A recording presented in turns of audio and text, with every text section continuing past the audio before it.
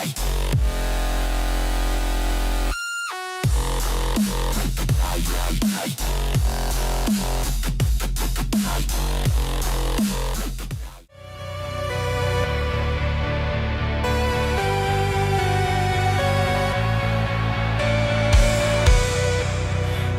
words of the liar's mouth, causing their followers doubt.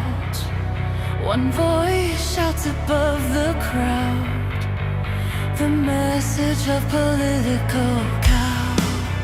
Conspiracies abound inside their twisted sound. One voice shouts above the crowd, the message of political cow. Political cow. Their lies are on the ground. Fake news is breaking down at the sound of political cow.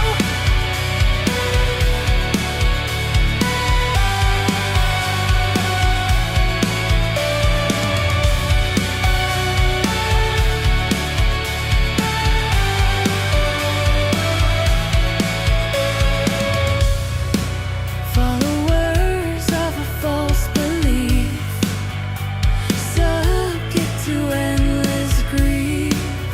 She helps to bring them relief. The influence of political cow. All your community loves you. We know that your heart is true. We would be lost without you. The influence of political cow. Political. Their lies are on the ground. Fake news is breaking down at the sound of political cow.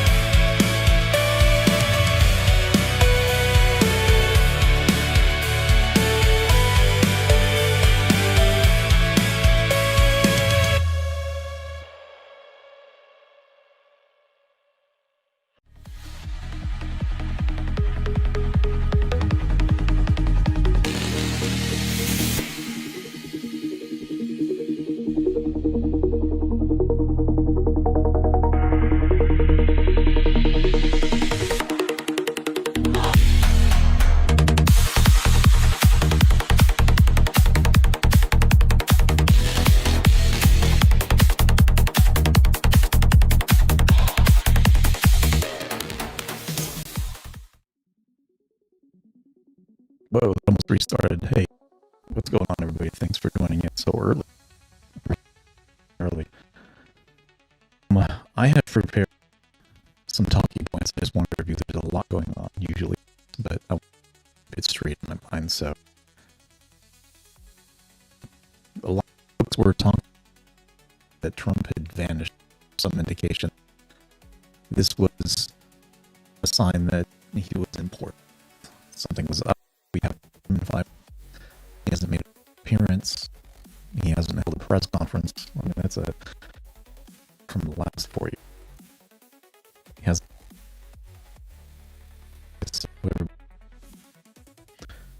But I did a survey of the political shows, and you look at the different topics. You see all the big columns. I see it's State of the Union. And just about the exact same. That's right. The Putin after of the Putin federal crackdowns of the character. Crisis in the Middle East. John Bolton up there. He's going to have interesting things to say. The calling that big. But what's real out there, right? You look at Fox saying they're the ones that publish the text, and that's the put out there on Fox News Sunday, right? The for C, they're talking about Washington D.C. action focused on law enforcement and crime policy. Then you how some of the other driving it, right? The authorities questioned by this judge ruling the intervention process was constitutional. To a judge. We'll look at that in a second here. In session, today made their platitudes known. Some good back and time left before we're going to have another in front of us. What are they going to do to avoid it this go around? I don't know, but I think they're trying, or they're on the DC dependent and therefore and full any, but I think it's a miscalculation again. I mean, the best course of action is things.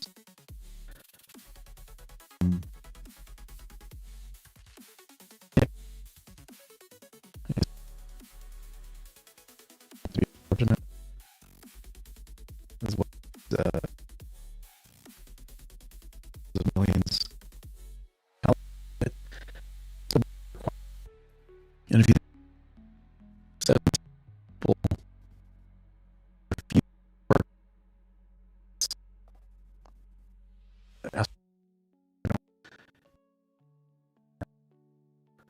so yeah, Trump's tariff or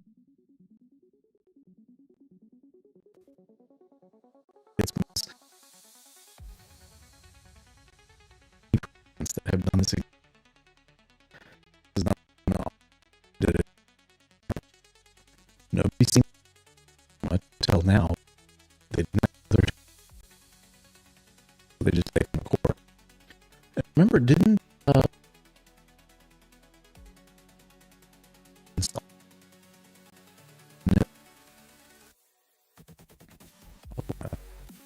think made it allow that.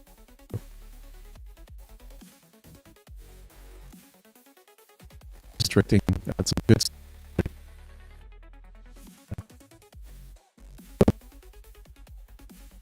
that just like itself up.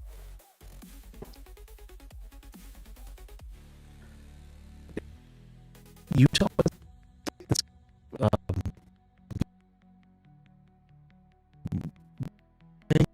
favorite Democrat. I don't see how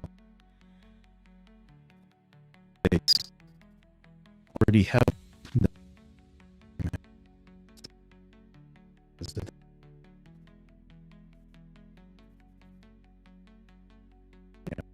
more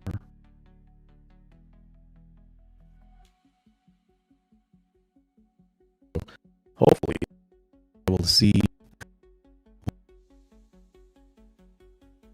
and we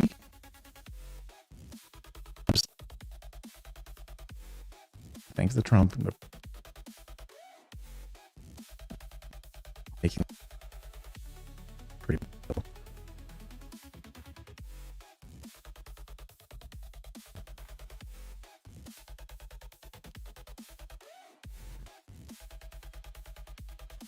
Since it was Labor Day, administration, I don't know. I'll call in if you guys want. Just in the only message.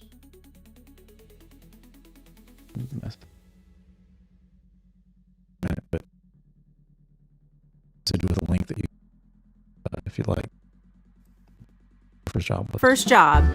My parents insisted that I get a job. I wanted to be a cheerleader in high school, and I couldn't afford the uniform. So my first job was packing peaches at Warm Adams Packing in Hanford, California, where I was working 12-hour days for the first time, and it was exciting. I raised the money that I needed to buy that uniform. I lost 15 pounds, and I knew all about peaches, and I still love them today.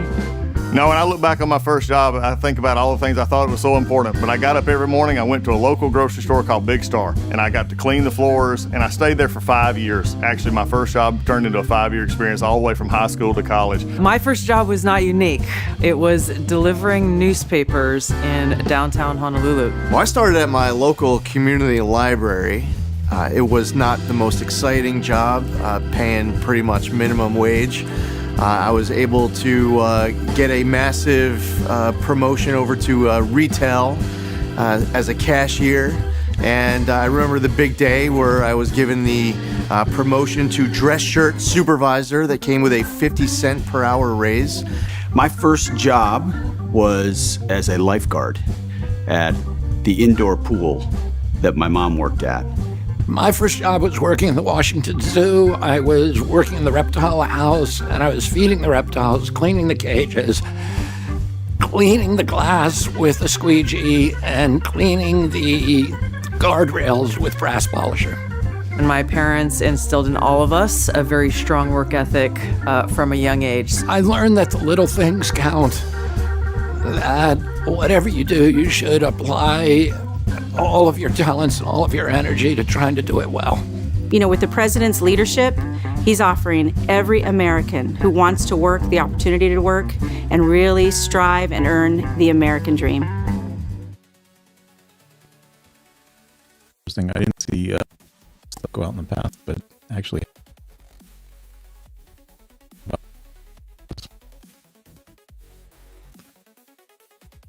people said.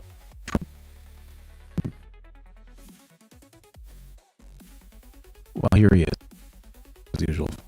Very much. It's a very important day and an important announcement with great friends of mine. I think I can say.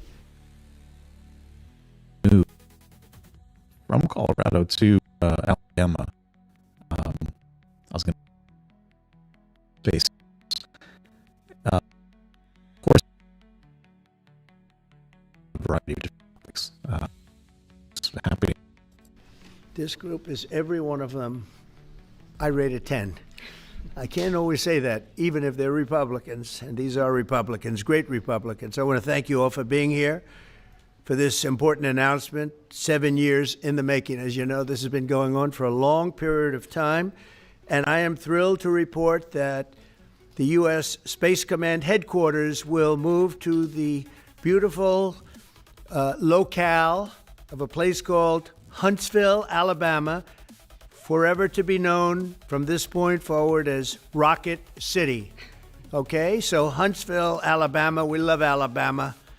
I only won it by about 47 points. I don't think that influenced my decision, though, right? That didn't, right? But we had a lot of competition for this, and Alabama's getting it, Huntsville in particular, so congratulations, everybody. Katie, congratulations. This will result in more than 30,000 Alabama jobs and probably much more than that, and hundreds of millions of dollars of investment, and that's billions because it can't be millions, it's billions and billions of dollars. Most importantly, this decision will help America defend and dominate the high frontier, as they call it. I want to thank Secretary Pete Hegseth. He's doing a fantastic job, and Secretary of the Air Force Troy Mink. Troy, thank you very much. Great job you're doing, Troy. This is such a big deal. This is one that everybody wanted to know. What are you doing? I also want to thank Senators Katie Britt, and I want to give my condolences. Your grandmother, her grandmother just passed away. She was 100, right? 100, and she loves you, Mr. President. Well, and she was very proud of you. Thank you very much. Very, very proud of you. So thank you, Katie. Wonderful woman. She must have been. To produce you indirectly, I can tell you she had to be. Tommy Tuberville, who's a great coach. And I won't say anything about what happened with Alabama football this weekend. Let's leave that out. But you're not used to that, right? You're not used to that. But Tommy, Auburn won, that's right. They did. So you're happy. Tommy's been a great senator, as you know, and a fantastic A fantastic guy all around. He was also a tremendous coach. House Armed Services Committee Chair Mike Rogers. Thank you, Mike. Where's Mike? Mike, thank you very much. Doing great, Mike.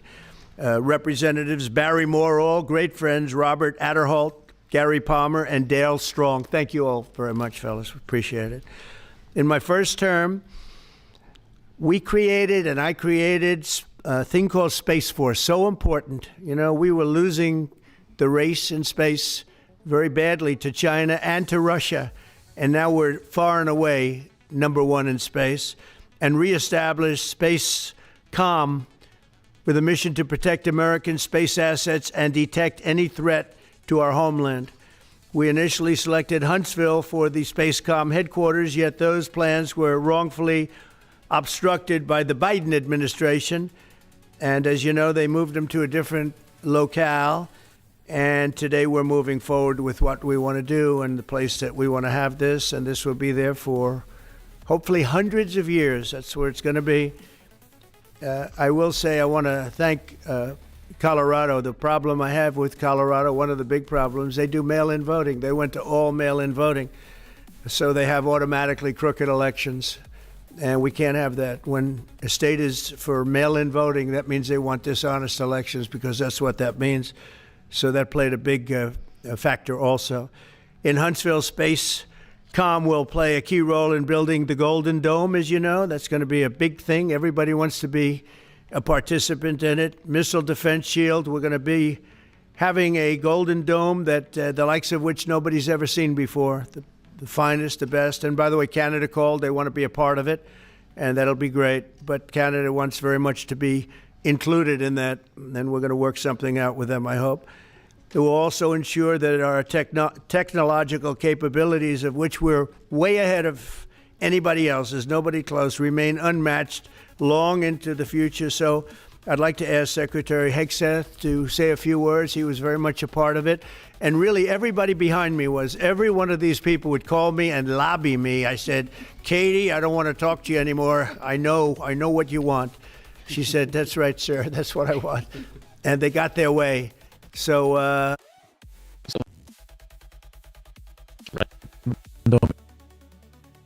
Don't exist in Israel. Trump's doing it. It's gold. Always gold. I just want to congratulate. These are really special people. They're politicians in many ways, but they're great patriots, I think even more so than politicians. So they fought very hard to get it, and it's an honor to give it to Huntsville. Pete, say a few words, please. Thank you, Mr. President. As usual, right place, right time, for the right reason. In your first administration, you established the Space Force at a time when we knew we had to be looking to that domain of space. You also reestablished Spacecom to ensure that priority was put in place, and you, through the Air Force, independently identified that Huntsville, Alabama was the right place to put it. For other reasons, in the next administration under Biden, they decided to move it somewhere else. Well, during that time, the DoD Inspector General, the Government Affairs Office, they did their own assessments, and where did they say Spacecom should go? Huntsville, Alabama. So what you're doing today, Mr. President, is restoring it to precisely where it should be based on what the Space Force, the Air Force, your leadership believes will give us strategic advantage in the future. That is Huntsville, Alabama. We are way ahead in space, but this will ensure we stay leaps and bounds ahead, because that's the most important domain.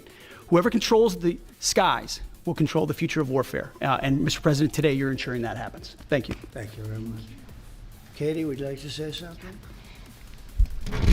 Mr. President, we are grateful for your leadership on this and restoring Space Command to its rightful home in Huntsville, Alabama.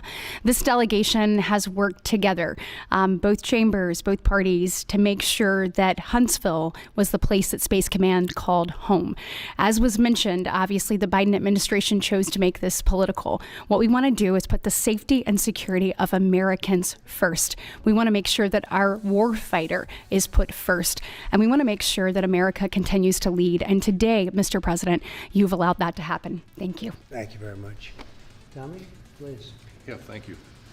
Thank you, Mr. President. This is a great day for our country, not just for our state of Alabama.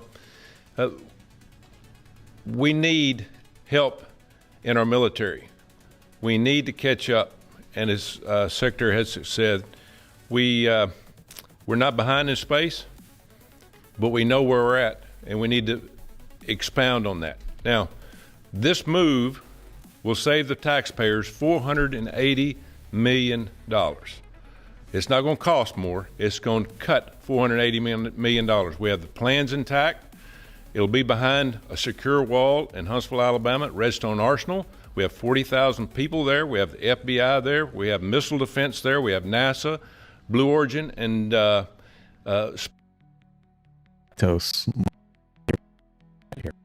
You're the tariffs to build the goal his own.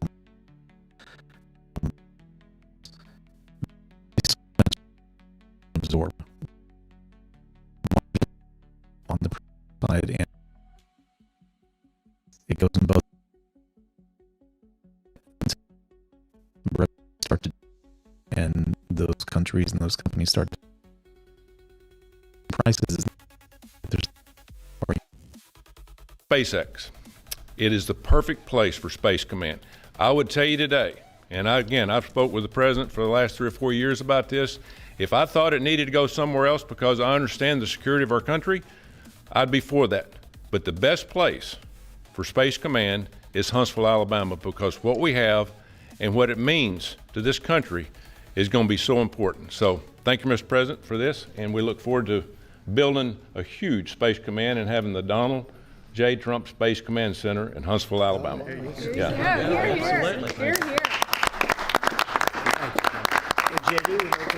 Sure. Well, Mr. President, thank you. I'll be very brief here. I lobbied the president hard to put it in Ohio, but he said these people behind us, these Alabamas, are just too powerful and too persuasive. And so it's in Alabama, but as Tommy said, this is exactly the right place for Space Force and Space Command. I think Americans ought to appreciate the fact that you can't win the battle of the future unless you control the skies. The cyber security, the communications, the entire infrastructure of the battle in the 21st century will be in space. So it was a visionary move in the first administration for the president to set up Space Force, and I think an equally visionary move to make sure that Space Force is right where it should be in Huntsville, Alabama. Thank you, sir. Thank you very much. Gentlemen, anybody want to say anything? Would you like to say? Mr. President, another promise made, another promise kept. You think about it, Redstone Arsenal is critical to national security. The president said when you were the 45th president, let's do what's right for national security. And today, that's exactly what we're doing. It's not because of this or that. It's because it's right for national security. You think of the 21 categories that were evaluated to determine what was best for national security. All indicators pointed back to Huntsville, Alabama, and Redstone Arsenal. We have the right people at the right place at the right time. Mr. President, on behalf of the people of the 5th Congressional District and all of Alabama, thank you for keeping your word. Thank you. Absolutely. Thank you very much. Anybody? Let me just say, Mr. President, I want to say thank you. And thank you for doing this because it was the right thing to do. When they looked at all the numbers, Huntsville was the place to go, and like you say, it was unfortunately pulled out, but you made it right. So I want to just say thank you again for a grateful nation, and to the state of Alabama, we're very grateful. Thank you, and God bless. Thank you very much. Thank you very much. Please, go ahead. Thank you, Mr. President. Throughout history, militaries has always understood that. I'm just testing the audio, just saying something so I can hear it on the other side. I reduced one of the filters. Hopefully that does the trick. Whoever could hold the high ground held the advantage. Space is the ultimate high ground. And what we're doing with moving the Space Command to Huntsville is absolutely critical to our maintaining dominance in that sphere. And it goes hand in hand with what we're trying to do with the Golden Dome and missile defense to defend against anyone else who tries to enter that sphere. So thank you, Mr. President. Thank you very much.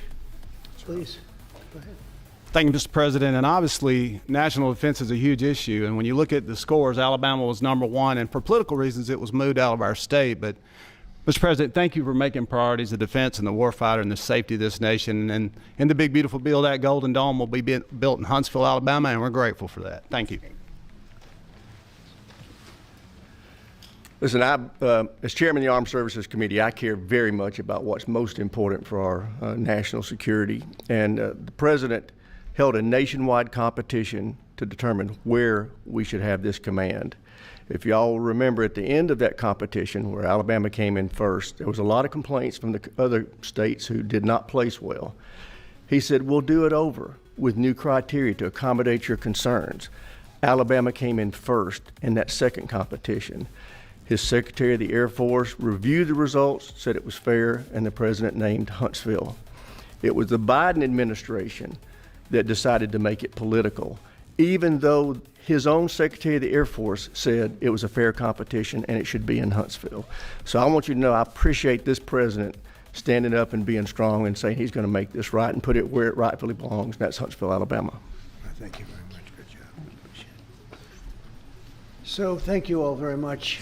You are going to leave me alone now. You're not going to call me anymore and talk about this subject, right? You promise? They'll start something else. But I just want to congratulate you. It's a very big deal. When you come out and when you leave the room, you'll see that we just, over the last few minutes, literally shot out a boat, a drug-carrying boat, a lot of drugs in that boat. And you'll be seeing that and you'll be reading about that. It just happened moments ago. And our great general, head of the Joint Chiefs of Staff, who's been so incredible, including what took place in Iran, knocking out potential nuclear power for a long time to come. I think within a month they would have had it. We didn't do what we did. But he gave us a little bit of a briefing, and you'll see. And there's more where that came from. We have a lot of drugs pouring into our country, coming in for a long time. And we just, these came out of Venezuela and coming out very heavily from Venezuela. A lot of things are coming out of Venezuela. So we took it out, and you'll get to see that after this meeting is over. Do you have any questions, please? Yeah, please. Thank you, Mr. President. Senator Tuberville talked about the cost savings associated with this announcement. Can you talk about the strategic benefits by having Space Force Command headquartered in Huntsville? Well, it just works because we have so much else there. And having a central, you could call it a central command, but it really is a command station. Also, even locationally, where it is, and when you think about flying distances, if you can save a half an hour as fast as some of these planes go and things go, and even the rockets go, if you can save by having the best location. So we went out, as you know, to experts, and we had 4 different groups of experts. They all said this was the best location. I also loved it from the standpoint, I know the people of Alabama, they are great people, work hard, and there's no games, and they're very proud of it. And I would say they fought harder for it than anybody else also. A lot of states, 5 states really wanted it, but they wanted it more. And I kid you not when I say that these people, they spoke to me a lot. That's all they wanted to talk about. They didn't want to talk about the weather.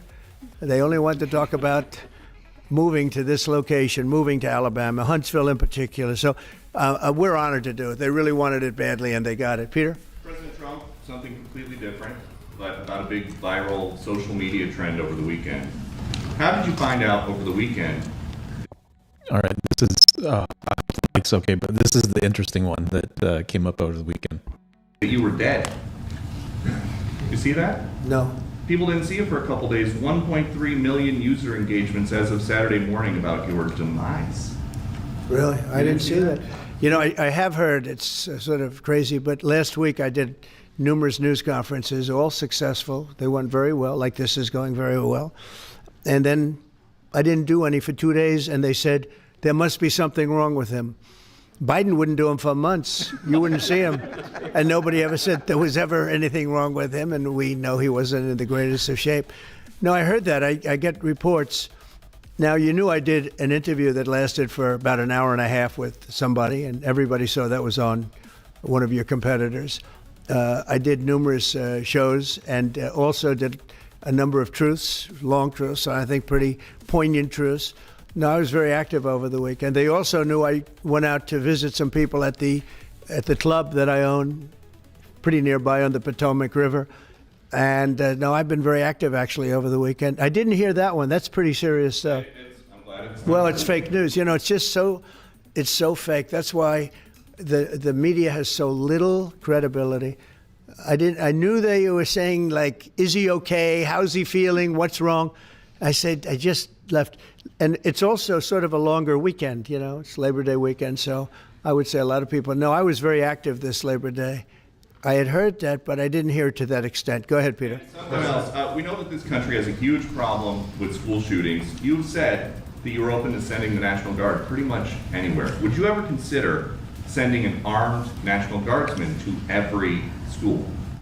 Well, we have a big problem with school shooting, but we also have thousands and thousands of schools that run perfectly. You know, they talk about you can do things construction-wise, and that's really, I think nobody knows more about construction than me. You can build the construction doors. You can build what they call safety doors, where they lock on the outside, the inside, and every place else. Well, but if one of these lunatics happens to get through, then the police can't get in. Then they're looking for keys all over the place, and it takes a lot of disadvantages to doing, spending billions and billions of dollars and actually making it safer in some way for some of these lunatics that we're dealing with. But I don't think so. I've thrown out the concept. We have great teachers that love our children. The parents love the children. Teachers love the children too. And if you took a small percentage of those teachers that were in the military, that were distinguished in the military, that were in the National Guard, et cetera, and you let them carry, that's something that a lot of people like. I sort of liked it. It'd have to be studied, but they're trained. They know about weapons. You can't do it with every teacher because most teachers don't know, but I always thought that would be an alternative. But it just, we've had a lot of instances. Other countries have also. They have different kinds of problems than we have, but we do have, there's something going on, and it's a bad thing. Yes, please. Have you spoken with President Putin in the past week? Have you spoken with President Putin? Yeah, I don't want to. I have learned things that will be very interesting. I think in the next few days you'll find out. Will there be any consequences if there isn't some type of announcement of a meeting with President Putin and President Zelensky? Yeah, there will be. We're going to see what happens. We're going to see what they do and what happens. I'm watching it very closely. Last week, they lost 7,000, between the two countries, 7,313 soldiers, to be somewhat exact, for no reason whatsoever. And they're Russian and they're Ukrainian, but, they're soldiers. I want to see it end. Yeah. Mr. President, have you decided you're definitely going to send National Guard troops to Chicago? I didn't say when, but the answer is, look, Chicago's very interesting because I watched Pritzker get up and say about, we don't need help, we're safe. But 2 weeks ago, they had 6 people murdered, and they had 24 people hit by bullets. Last week, as you know, it was 7 people, 24 people hit, and 7 people died. And then over the last 2 days, that was the crown jewel. They had, I guess, 9 or 10 killed, and 50 hit with bullets. And you have this governor get up, who's a terrible governor. Probably he and Gavin Newsom would be probably the 2 worst and most naive. They're naive. Either they're naive or they're very untruthful. And he'll say, we don't want any protection. We don't need. So in the last 3 weeks, he's lost almost 20 people killed. There's no place in the world, including you can go to Afghanistan, you can go to places that you would think of. They don't even come close to this. Chicago is a hellhole right now. Baltimore is a hellhole right now. Parts of Los Angeles are terrible. If we didn't put out the fires, and I mean the other fires, the bullet fires, they didn't do a good job with. They should have had the water coming down, like I said. We had to release the water. We had to go in and release the water to LA. It's so badly run. But if I didn't send the National Guard into Los Angeles, I would be making an announcement today. I'd be talking about Huntsville, and I'd simultaneously be saying, by the way, the Olympics is not coming to Los Angeles. If we didn't do that, and even the sheriff, the top law enforcement person in Los Angeles said, we could not have handled it without them. So that's what he said. Make your mind up on Chicago, though? Well, we're going in. I didn't say when. We're going in. When you lose, look, I have an obligation. This isn't a political thing. I have an obligation. When we lose, when 20 people are killed over the last 2.5 weeks and 75 are shot with bullets. So let me tell you a little story about a place called D.C., District of Columbia, right here where we are. It's now a safe zone. We have no crime. It's in such great shape. You can go and actually walk with your children, your wife, your husband. You can walk right down the middle of the street. You're not going to be shot, Peter. You're safe. Everyone likes you anyway. They probably wouldn't do it. But it's so dangerous. And there are people in this audience that you've suffered greatly. There are people in this audience that have been mugged and hurt badly, and they don't want to talk about it. Maybe you were very brave in talking about it. You made quite an impression on a lot of people. I appreciate it. But there were other people in this room that have been hurt very badly just walking down the street in D.C. Washington, D.C. is a safe zone right now. It's a safe city. The restaurants are open. They're booming. You can't get a restaurant. New restaurants are announcing that they're going to be open. This took place in 12 days. Now it's 15 days, but 3 days ago it became what's known as a safe zone. It's a safe city. And this city was really bad. Really, really bad. We took 1,600 people out, hardcore criminals that will not be coming back anytime soon. And we're very proud of it. You know, to have our nation's capital lose every week. You know, it was like years, many years, where every single week somebody was killed for many, many, many consecutive weeks. This went on for years. And then we had, last week it was announced that nobody was killed last week. And I made that announcement in front of a very distinguished leader of a country.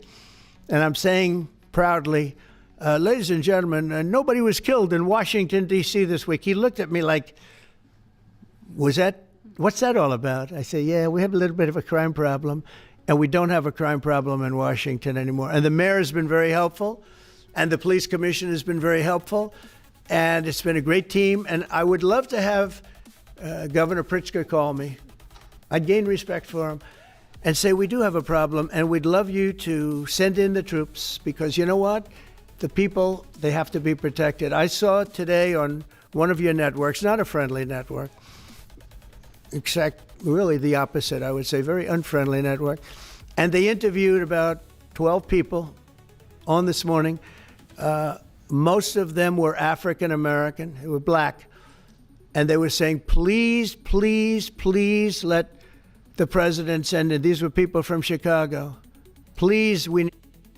All right, doing another check. I just want to hear the audio on this side, and I'll keep it going here. We need help. We need help. We can't walk outside. We're petrified. If the governor of Illinois would call me up, I would love to do it. Now, we're going to do it anyway. We have the right to do it because I have an obligation to protect this country. And that includes Baltimore. I saw where Governor Moore was asking me to take a walk down the street of Baltimore. Well, Baltimore is a very unsafe place. It's rated number 4 in the city, one of the most unsafe places anywhere in the world. But, you know, we took care. This was a beautiful thing that happened in Washington because we showed that it could be done. And this wasn't just sending big, strong guys, and they are big and they are strong. You know, we had a great decision from the Supreme Court that had to do with sort of talent. It had to do with you are put down based on merit. You can hire based on merit.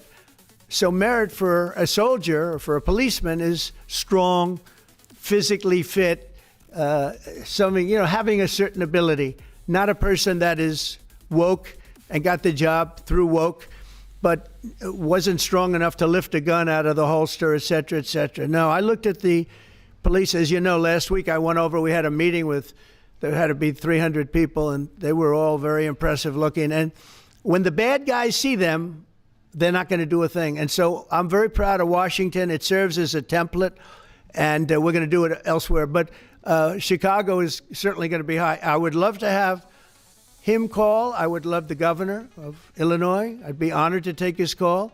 All he has to do is say, sir, we need help. It's out of control. And everyone knows it is. He's not kidding anyone. I would love to have, I would say, Governor Moore call, because I watched him over the weekend trying to explain that Baltimore what they need is housing.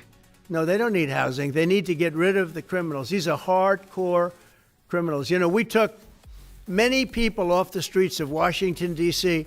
They're hardcore. They're not going to be good. In 10 years, in 20 years, in 2 years, they're going to be criminals. They were born to be criminals, frankly. They were born to be criminals, and they're tough and mean, and they'll cut your throat, and they won't even think about it the next day. They won't even remember that they did it. And we're not going to have those people. Washington, D.C. is now a safe zone. It's a safe place, and you can walk, Katie, you can walk right down the street with, by the way, one of the biggest human beings I've ever seen, which is her husband. He was a football player for like 11 years in the NFL. He's a big person. But big doesn't mean anything when they have guns and when they have knives and everything else that they have, right? But you can walk right down the street, even by yourself, and you're totally safe. Washington, D.C. is a great thing. Yes, ma'am, please. Mr. President, as you're calling on Democratic leaders across the country to work with you on crime, do you see your efforts here in D.C., including, for example, working with Mayor Bowser here as a model for bringing more bipartisanship in matters not only with crime, but also issues that matter to everyday American people's lives? So Mayor Bowser's been great. She could have taken the thing, oh, well, and then after I clean it up, they'll take credit for it. You know what they do is they take credit. Like, we cleaned up Los Angeles. We did a great job there. And it was overwhelming what was going on. And again, the police chief made a statement that we could not have done, there's no way they could handle it. You saw what was happening out there. It was going to be a disaster. We stopped it cold. If we didn't do that, would have been a very sad day. And you know, remember, we have the Olympics, we have the World Cup, we have all these things coming, and we have 250, all of these things coming. But I watched Newsom get up and say he's doing a great, he's not, we're the ones that did it, and that's okay, whatever it takes. But the main thing is but he got up and said, we did it. Well, he didn't want us there, and he's going to need us again because it's starting to form again. I see it. It's starting to form again. You know, we have to maintain. It's like maintenance on an airplane. You can buy it, but you have to maintain it. And if you don't maintain it, a good plane becomes very unsafe very quickly.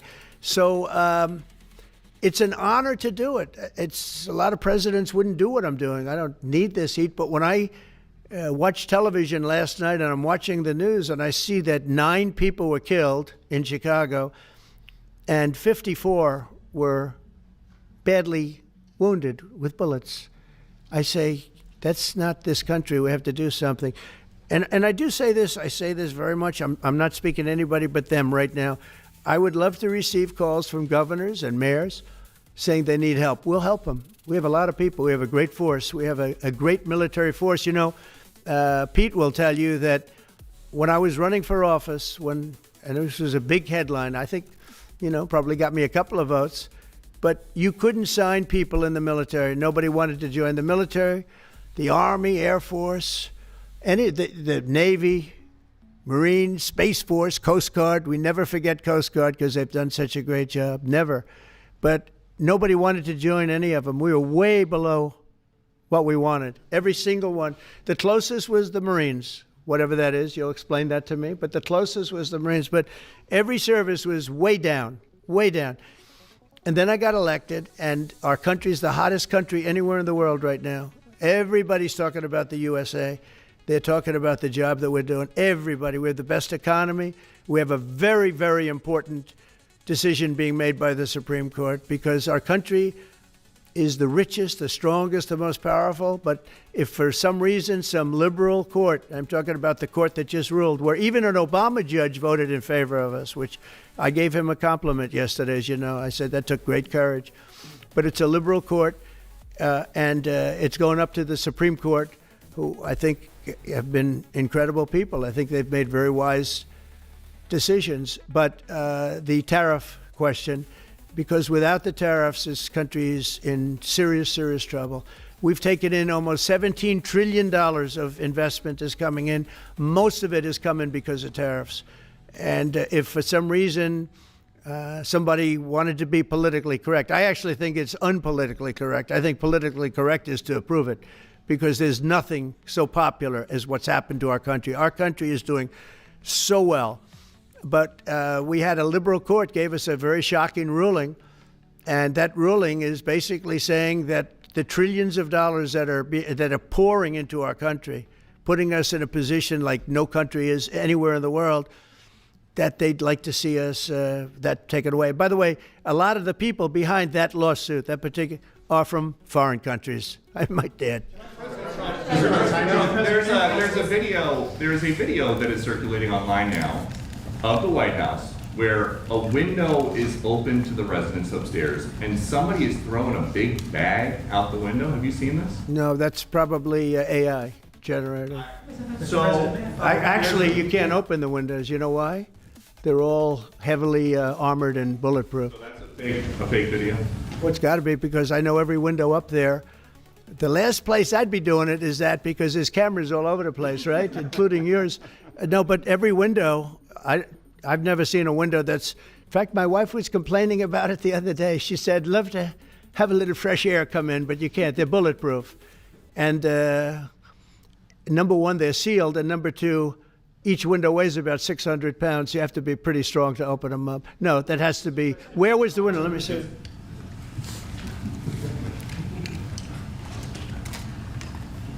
Maybe from the renovations? Which is the window? It looks like this is on the 15th Street side. Now, I'm not sure if you're going to be able to hear me, but this is unbelievable that he's walking up to the president, showing him a video on his phone. I think. Yeah. So right here. Yeah, those windows are sealed. Those windows they're all sealed. You can't open them. What you were saying regarding the federal. It's the kind of thing they do. And one of the problems we have with AI, it's both good and bad. If something happens really bad, just blame AI. But also they create things, you know, it works both ways. If something happens that's really bad, maybe I'll have to just blame AI. But there's truth to it, because I see so many phony things. I saw something as I was growing up, from the time I was a baby till now. I said, who did that? It was AI generated. So it's a little bit scary, to be honest with you. But those windows are all very heavily sealed. Thank you, Mr. President. I want to follow up with what you were saying regarding that federal appellate court that ruled against you and your administration as it relates to your ability. Well, they ruled against our country, the court, and they ruled against us before. It's a very liberal court. You called it highly partisan in your Well, social it certainly media is. It certainly and is. in fact, it was along ideological lines, 7-4. Well, except that we actually got one of the Obama judges that was appointed by President Obama voted in favor of the tariffs, because he felt it was imperative for our country to thrive and survive even.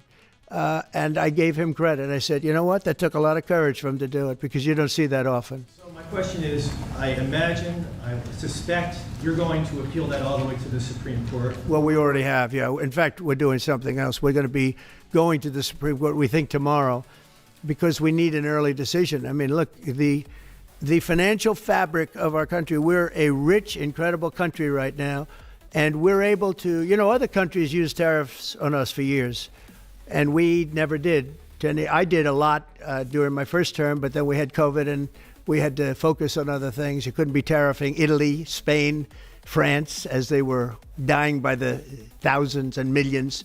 But we did with China, and China paid us billions and billions of dollars. And I started the process, but then I had to end it a little bit because of COVID. We focused on that. But no, it's a very important decision. And frankly, if they make the wrong decision, it would be a devastation for our country. We've taken in trillions of dollars. And by the way, all these countries signed agreements. As an example, they're all happy. Everybody's happy. But some whack job put in a lawsuit.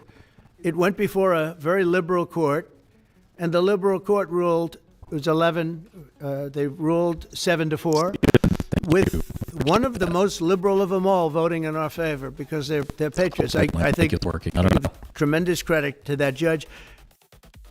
I was playing the audio. Thank you very much, Stephen. I appreciate it. And now it's going to the Supreme Court. Now we're going to be asking for early admittance. We're going tomorrow, and we're going to ask for an expedited ruling, because you know, when you look at the stock market's down today, the stock market's down because of that, because the stock market needs the tariffs. They want the tariffs. If you look at AI, all of those, you know, all of that money that's going to be invested, trillions and trillions of dollars, the biggest thing bigger than the internet, I suspect. It's the internet plus 3 or 4 other things combined. We are leading very substantially with AI. We're leading because of tariffs. We're leading because of talent, and this is where they'd like to be. But without the tariffs, we wouldn't have a chance because we wouldn't be able to protect those investments of the companies coming in. So if you took away tariffs, we could end up being a third world country. That's how big the ruling. So we're asking for an expedited ruling. As a backstop to that, President, you have a Republican-controlled Congress. You control the House. You control the Senate. Yeah, but we don't have 60 votes.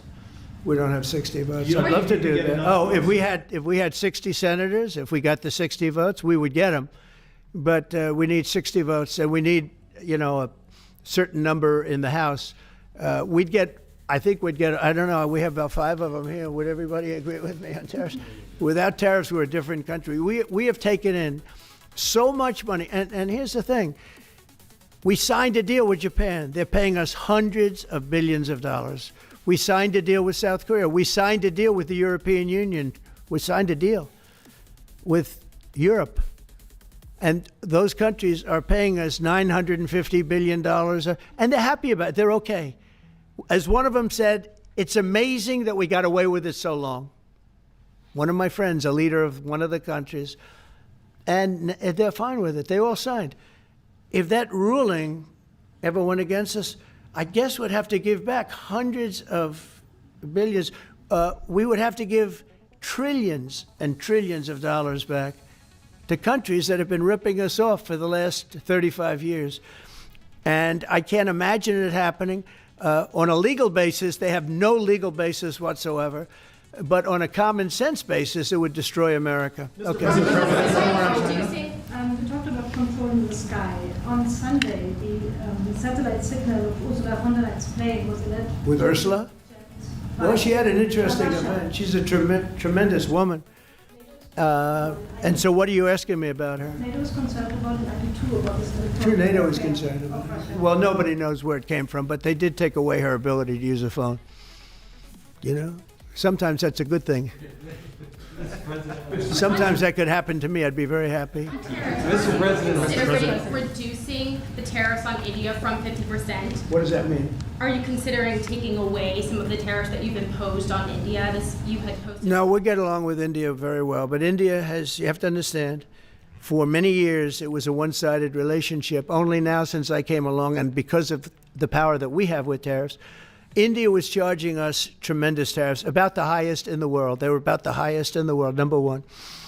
And we therefore weren't doing much business with India, but they were doing business with us because we weren't charging them. Foolishly, we weren't charging them. So they would send in massive, everything they made, they'd send it in, pour it into our country. Therefore, it wouldn't be made here, which is a negative. But we would not send in anything because they were charging us 100% tariffs. And, I'll give you an example. Harley Davidson. Harley Davidson couldn't sell into India. There was a 200% tariff on a motorcycle. So what happens? Harley Davidson went to India and built a motorcycle plant. And now they don't have to pay tariffs. Same thing as us. So what we're doing is literally thousands of companies are coming into the U.S., car companies, AI, but, more traditionally, car companies. We have so many car company factories under construction or being designed right now. And they're coming from China, they're coming from Mexico, I must tell you, and they're coming from Canada, a lot of them coming from Canada. But they're coming into our country because they want to build here. And they want to build here for 2 reasons. Number one, they'd like to be here. And number 2, the tariffs are protecting them. And number 3, they want to avoid paying tariffs. When they build their cars here, they don't have any tariffs to pay. When you build here, you don't have any tariffs. Mr. President, Go ahead, in please. light of the Minnesota shooting last week, the Department of Homeland Security is now awarding more than $100 million to hundreds of faith organizations across the country to help them ramp up security. What's your vision for further protecting religious liberty across the country amid incidents of threats and So violence? religious liberty is so important, and we're talking about every religion now, and we're doing things on that nobody else has ever done. And we're going to be announcing, we're going to be having a big announcement in about 2 weeks on that question. Yeah, please. On Space Command, sir, are you concerned that people may not be willing to relocate from Colorado to Alabama? No, I'm not worried. It will get somebody else.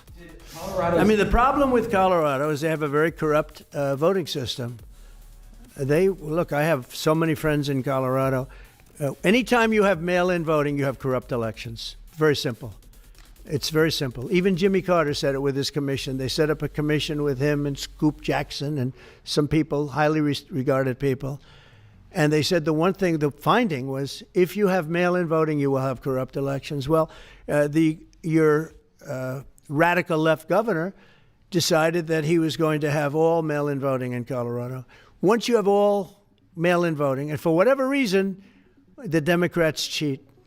And they cheat like, they're not stupid. That's the only thing. They're no good on policy. They're no good on management. They're no good at government. But they're great at cheating. And they stick together, too. I give them credit for sticking together. Please. Obviously, this is a big win for national security, moving this to Alabama. We've all can agree with that. Big. Is there any idea of the economic impact this has on the state and on that local area? Katie, do you want to answer that? Look, I mean, go ahead. Please go. This is going to be tremendous. I mean, the state of Alabama, what we've seen through this process is the worst of Washington. We've seen politics get in the way of what is best for the warfighter, what's best for national security.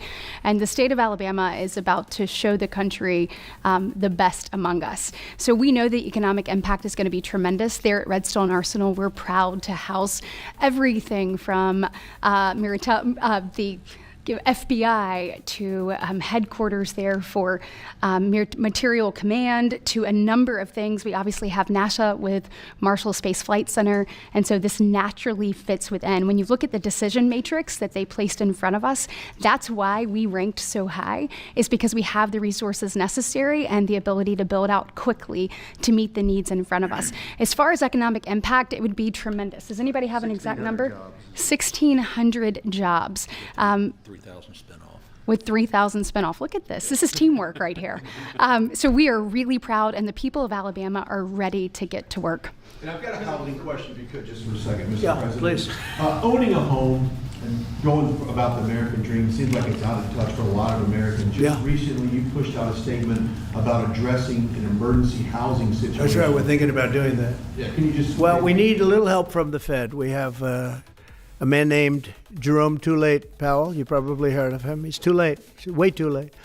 And the economy is so strong that it's pushing through that. Normally, it would have been much tougher, but we're doing so well that we're pushing through it. But it makes it I kind of like this nickname, Too Late. I think it's pretty funny.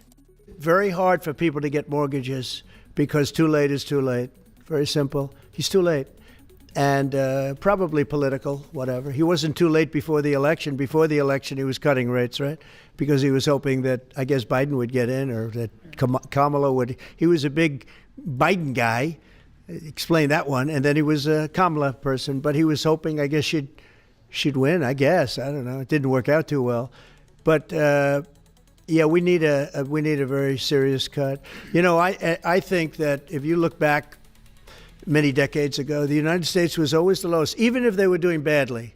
The United States was, because without the United States, everything in the world would die. It's true. It's so powerful. It's so big. And I made it really big in the first 4 years.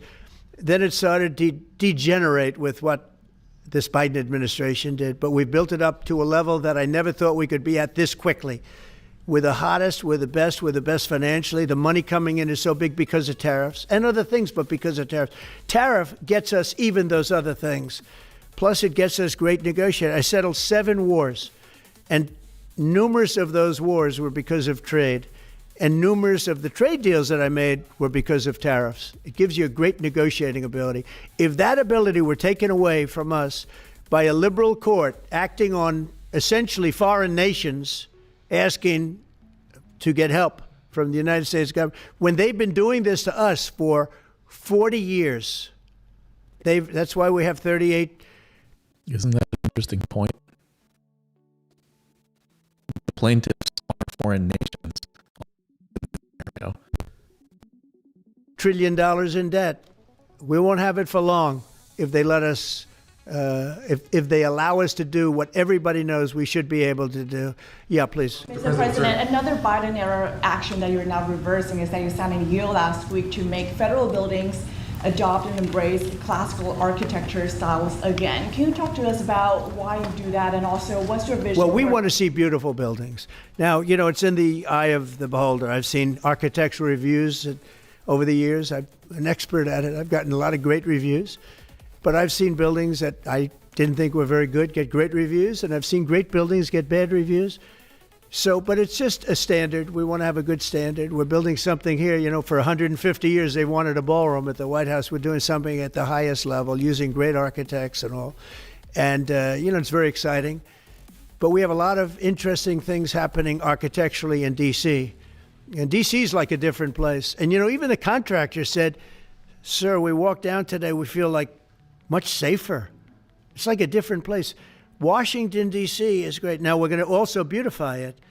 We're going to put a topping on the roads. We're not going to rip them apart and take 4 years to build a road that was exactly the same by the time you build it. But we're going to put toppings. We're going to put new medians in. We're going to get the graffiti off. We're going to put tiles up in the tunnels where the tiles are missing. We'll do the whole tunnel instead of, a little area where you see new tiles, old tiles that never look too good, but they could use it. They've been up for 50 years. They've served their duty. But we're going to make this within about a 20-mile radius from the White House. We're going to have this place spick and span. It's going to be crime-free, and it's going to be spick and span. You'll be proud of Washington again. Go ahead, please. Sir, China's having a massive military parade that President Putin and Kim Jong-un will be attending. Do you interpret that as a challenge to this? And are you concerned at all about those countries No. trying to be some sort of counterweight? Not at all. China needs us, and I have a very good relationship with President Xi, as you know, but China needs us much more than we need them. No, I don't see that at all, no. And I had actually a very good meeting with President Putin a couple of weeks ago. We'll see if anything comes out of it. If it doesn't, we'll take a different stance. Everyone March today in California ruled that your deployment of National Guard troops to Los Angeles was illegal. Do you have any response? Well, reaction to that? it was a radical left judge, but very importantly, what did you not tell me in that question or statement that you made pretty much of a statement, I think? Well, I was asking for your response. No, you didn't say what the judge said, though. The judge said, but you can leave the 300 people that you already have in place. They can continue to be in place. That's all we need. But why didn't you put that as part of your statement? Because the same judge ruled exactly as you said, except the judge said that you can leave the 300 people that you already have in place. They can stay, they can remain, they can do what they have to do. Thank you very much, everybody. We appreciate it. Thank you. Thank you. Thank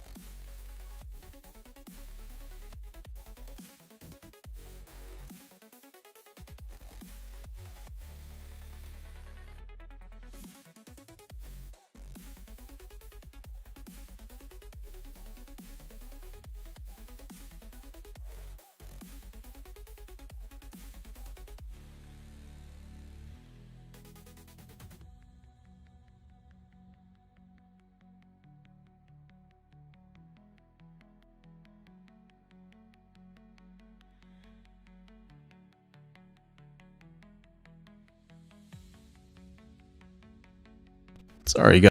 I have to go help out my dog there for a second. All right. that Caroline gave last week. Economy has added more than 500,000 I'll be right new back, guys. jobs to the workforce. In a stark reversal from the Biden administration, all of that job creation has been driven by private sector growth, and all employment gains have gone to native-born Americans.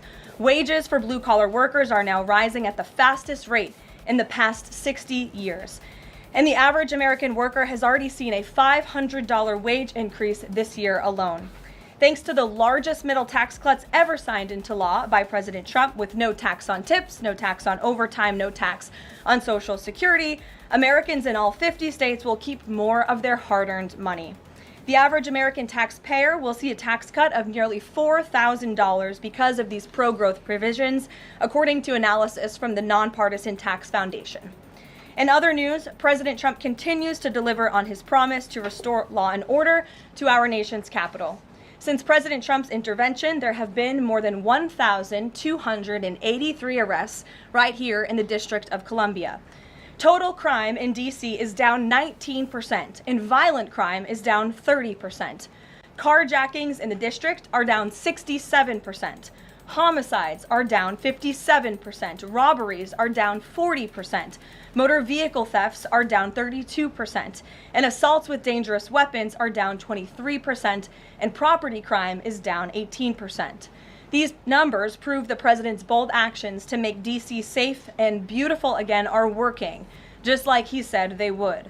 And that's why on Monday, the president took additional action to sign an executive order taking steps to ensure that cashless bail in Washington, D.C. is eliminated.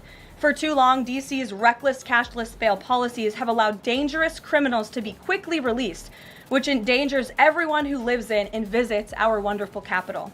No cash bail has also foolishly forced law enforcement to repeatedly arrest the same offenders over and over again, only for them to be released back into our nation's capital. This is the definition of insanity, and the president is seeking to end it.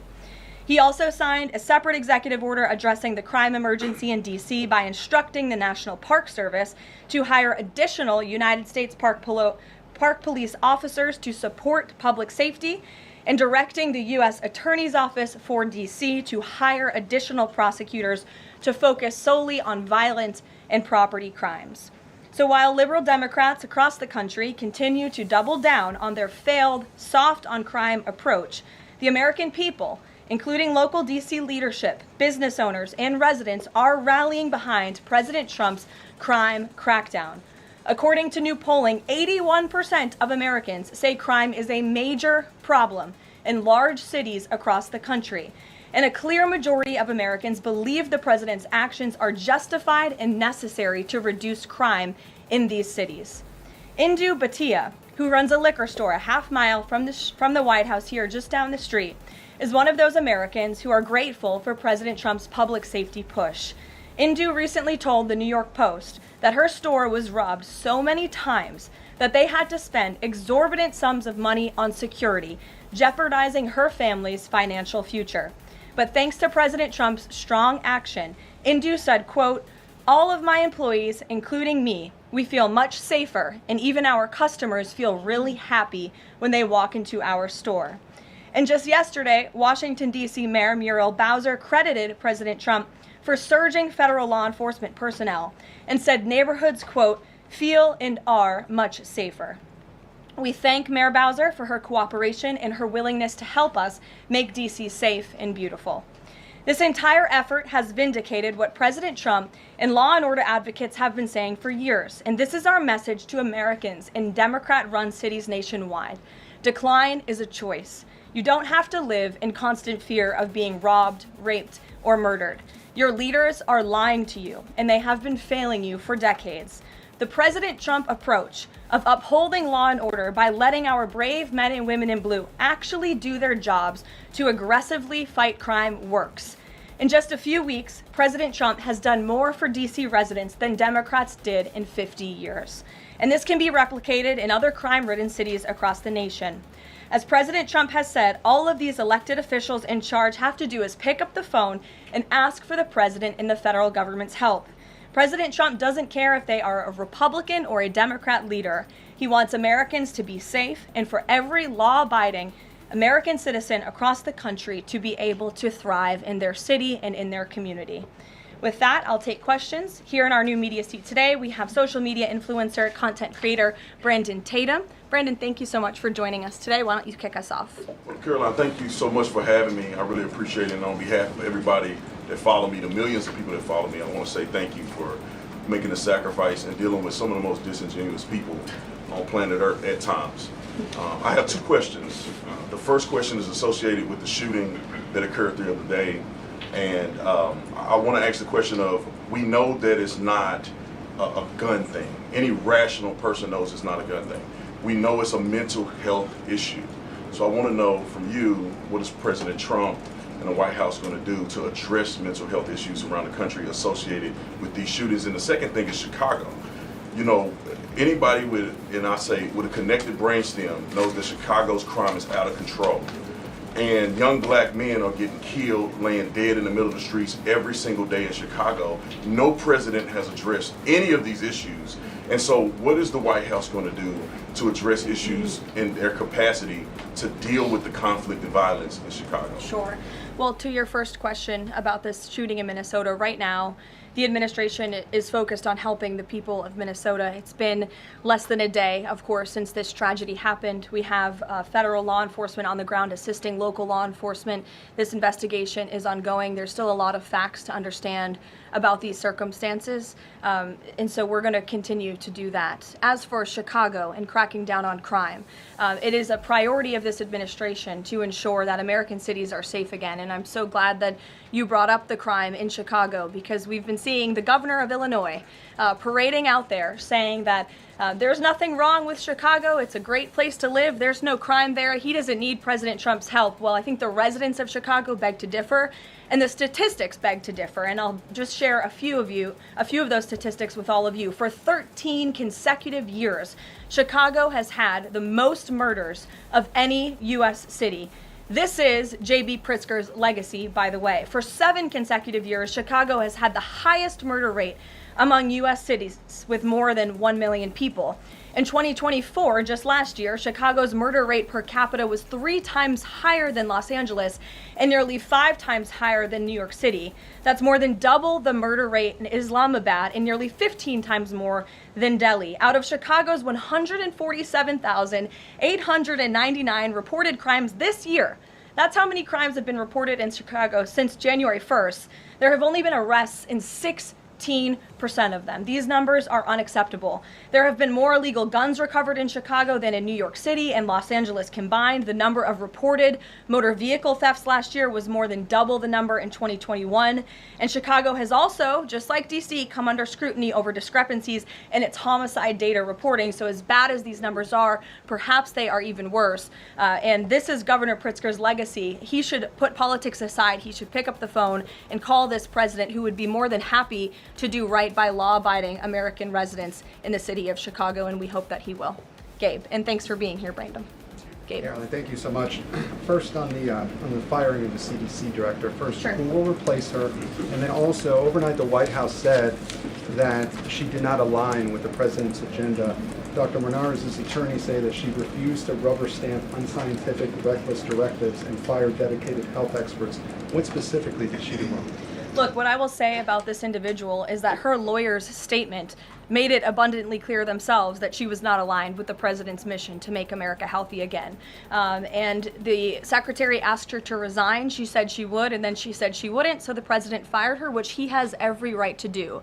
It was President Trump who was overwhelmingly reelected on November 5th. This woman has never received a vote in her life, and the president has the authority to fire those who are not aligned with his mission. A new replacement will be announced by either the president or the secretary very soon, and the president and Secretary Kennedy are committed to restoring trust and transparency and credibility to the CDC by ensuring their leadership and their decisions are more public-facing, more accountable, strengthening our public health system, and restoring it to its core mission of protecting Americans from communicable diseases, investing in innovation to prevent, detect, and respond to future threats. That's the mission of the CDC, and we're going to make sure that folks that are in positions of leadership there are aligned with that mission. Briefly on another topic, alligator Alcatraz. Last week, a judge on an environmental concerns lawsuit said that the administration had 60 days to wind down operations there, state officials did. Now, the administration has not been shy in fighting back against what it calls activist judges, but why is it backing down this time?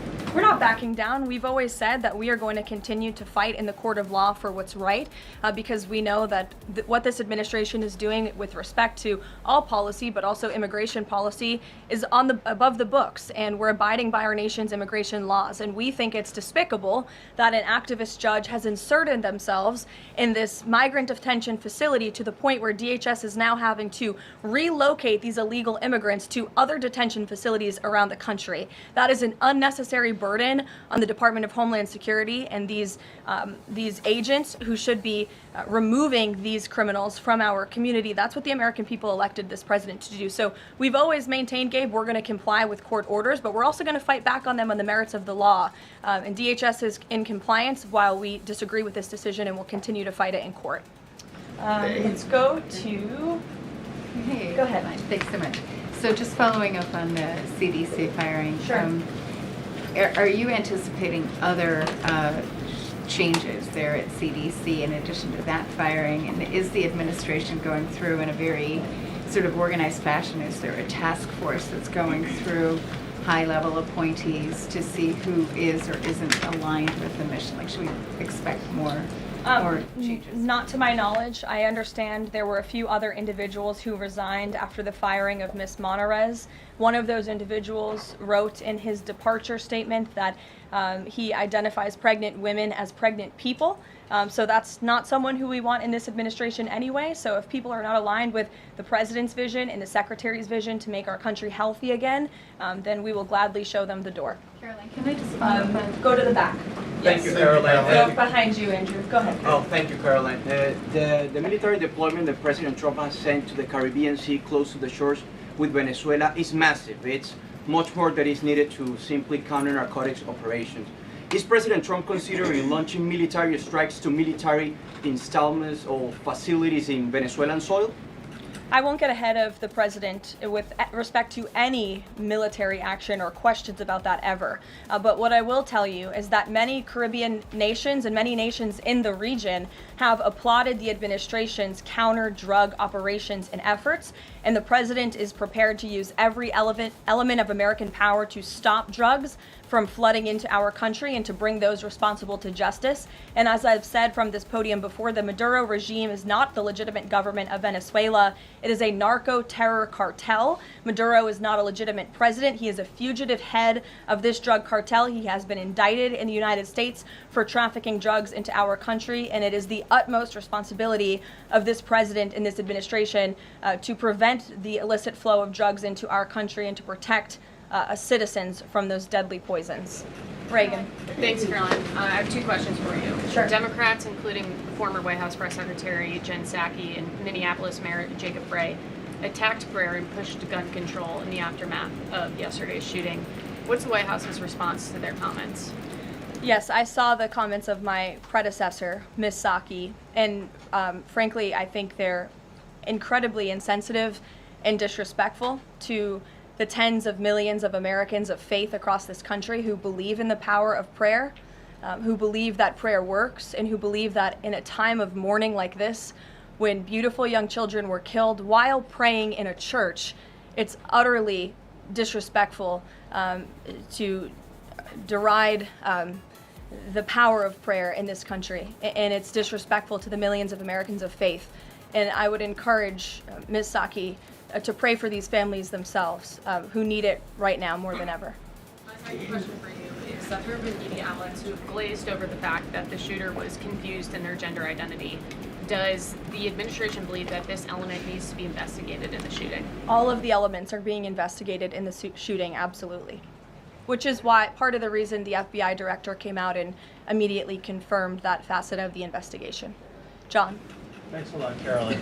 Two questions on two separate issues. First of all, the drone and missile strikes that took place overnight in Ukraine. General Keith Kellogg, the president's special envoy, has described these attacks as egregious. Do you agree with that description, and do you view President Putin as an impediment to getting peace between these two countries? Well, it's not about if I agree, it's about what the president thinks, and I know what the president thinks because I talked to him about this. He was not happy about this news, but he was also not surprised. These are two countries that have been at war for a very long time. Russia launched this attack on Kyiv, and likewise, Ukraine recently dealt a blow to Russia's oil refineries. They have taken out, as a matter of fact, 20% of Russia's oil refinery capacity over the course of their attacks throughout the month of August. So the president is continuing to watch this intently, and this killing, unfortunately, will continue as long as the war continues, which is why the president wants it to end. And that's why he's worked harder than anyone to end this war, which would have never started if he were president. But perhaps both sides of this war are not ready to end it themselves. The president wants it to end, but the leaders of these two countries need it to end and want it to end, must want it to end as well. And I think the president will make some additional statements on this later. My second question has to do with, Carrie. I just had one more, if I may. It has to do with the president's intention to remove Lisa Cook as a member of the Federal Reserve Board.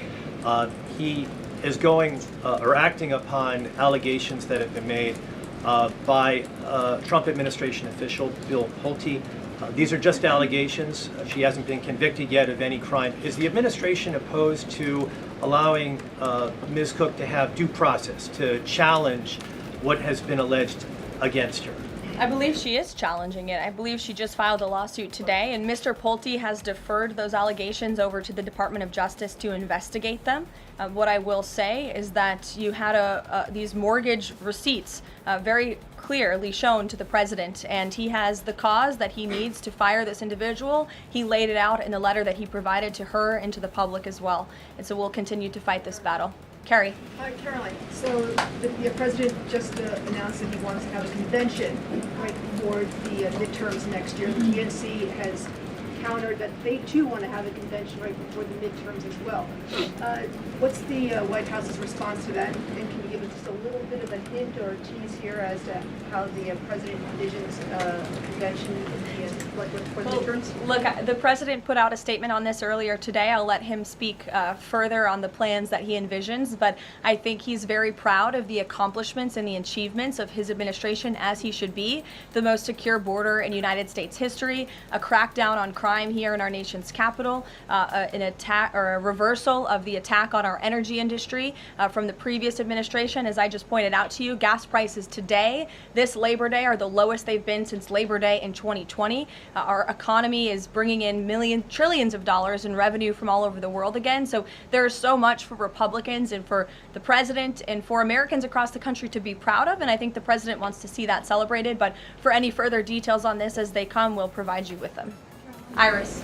Thank you, Caroline. Two questions on the shooting. What's the administration's message to some concerned parents across the country who might be now worried about their kids' safety in light of the latest incident? We completely and totally understand the concerns of parents across the country. This tragedy it's heartbreaking. As a parent myself, there are no words to describe just the heartbreak that these families must be enduring, which is why the president and the first lady have encouraged everyone to continue to pray for these families and these victims. And it's why this administration is focused on removing public safety threats from our communities. And in fact, I can share with all of you that last night in Washington, D.C., when arrests were being made, there was an arrest of a juvenile right here in D.C. in Ward 7 for threats to kidnap and injure, receiving stolen property, possession of a large capacity feeding device, unlawful possession of firearms and ammunition. A search warrant was executed, 7 firearms were recovered, and the juvenile was arrested after an investigation was initiated based on social media posts allegedly threatening violence towards a school.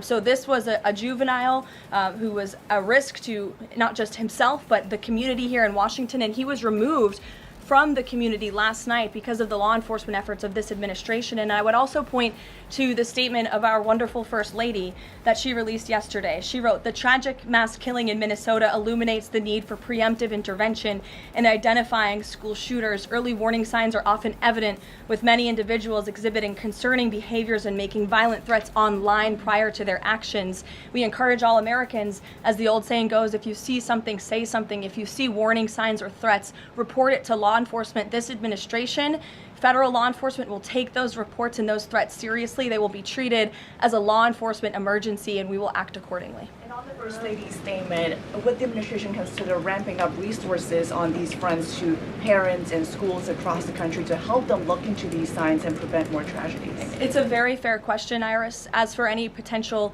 future policy decisions or funding questions, it's just been over 24 hours since this tragedy occurred. Right now, we're focused on the FBI and their investigation and uncovering all the facts, and we'll leave those very important policy discussions to another day. Thank you, Go ahead. Megan.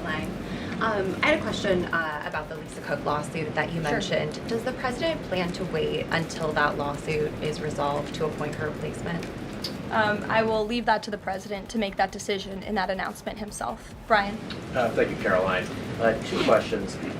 Bouncing off the CDC situation at CDC, I'm curious if administration officials are pushing back on the president's agenda, privately, publicly, however, should they fear to lose their jobs going forward?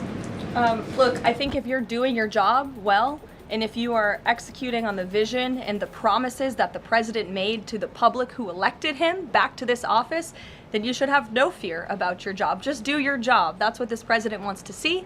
He wants to see people solving problems. He wants to see the people who have the privilege of serving the American taxpayer and the federal government abiding by the wishes of the American taxpayers who overwhelmingly reelected him in this cabinet to make America great again, or in this case, make America healthy again. On the Intel deal, where the U.S. got a stake in that company, there's two things I want to ask about that. The first is, what did the U.S. get back in return for that deal? And the second thing is, what are the future plans for giving any form of money to another company? It could be through the CHIPS Act, like this deal, or some other form of funds.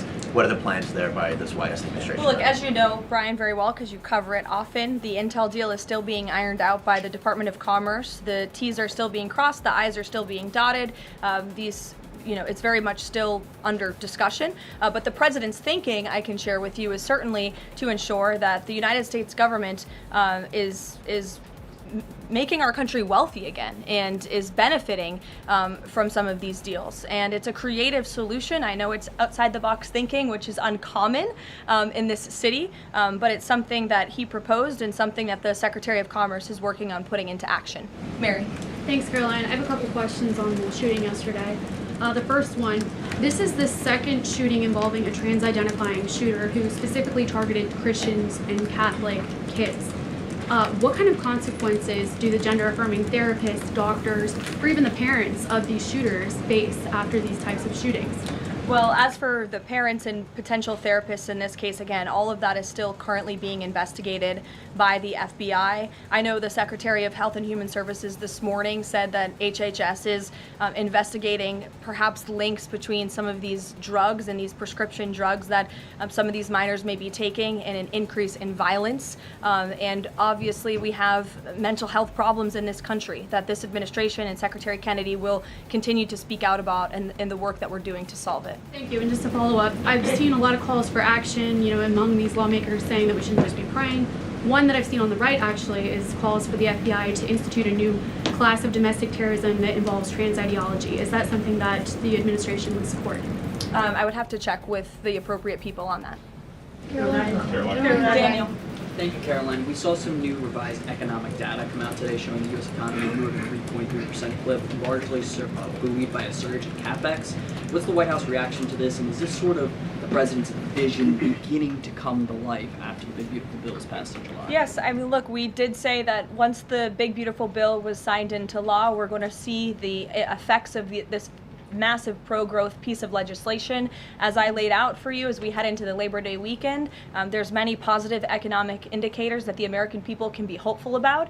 But don't forget, we are reversing 4 years of reckless spending from the previous administration, of slamming regulations down the throats of American business owners and consumers across the country. But the administration is working very hard to unravel all of that and to ensure that small business owners and workers are thriving and that they have more money in their own pockets to spend.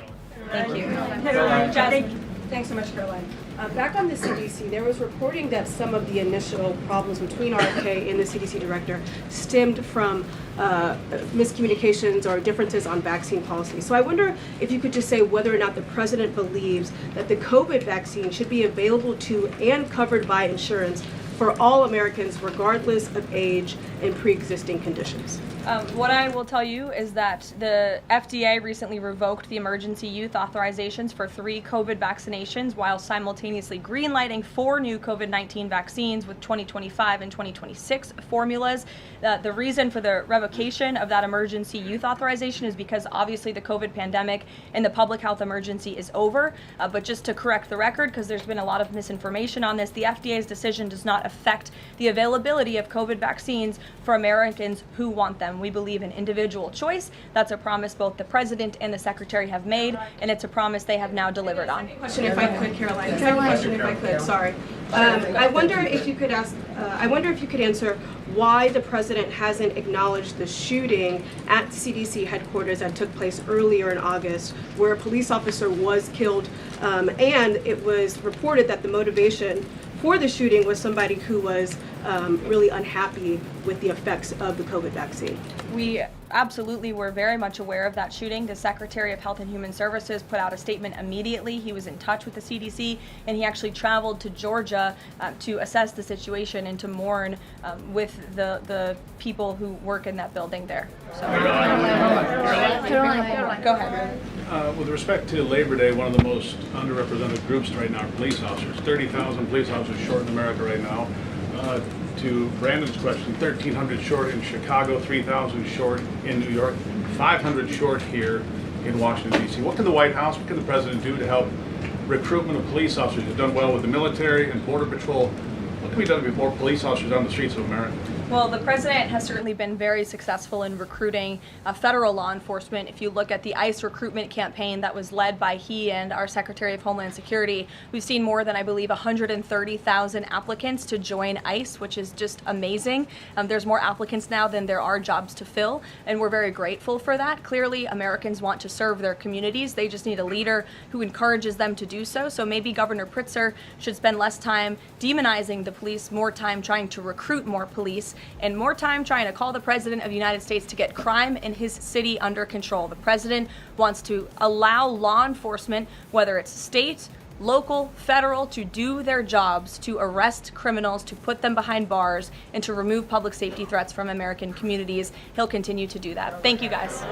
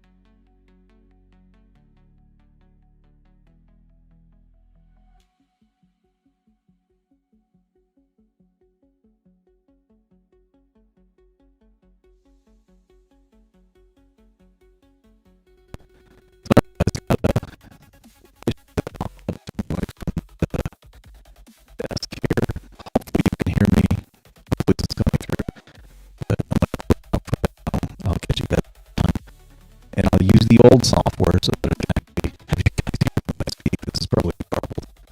All right, thanks, guys.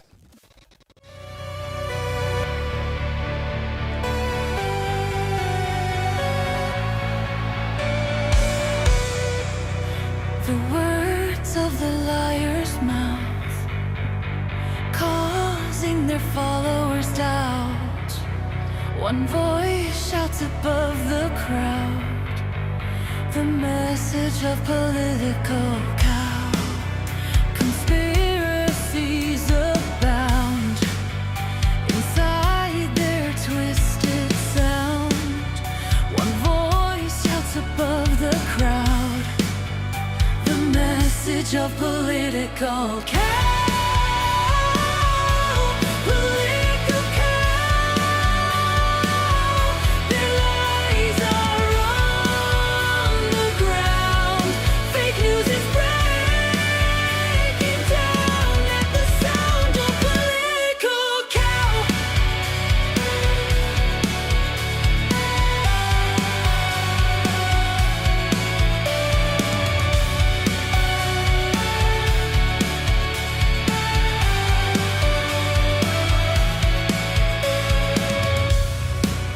Followers of a false belief, subject to endless grief.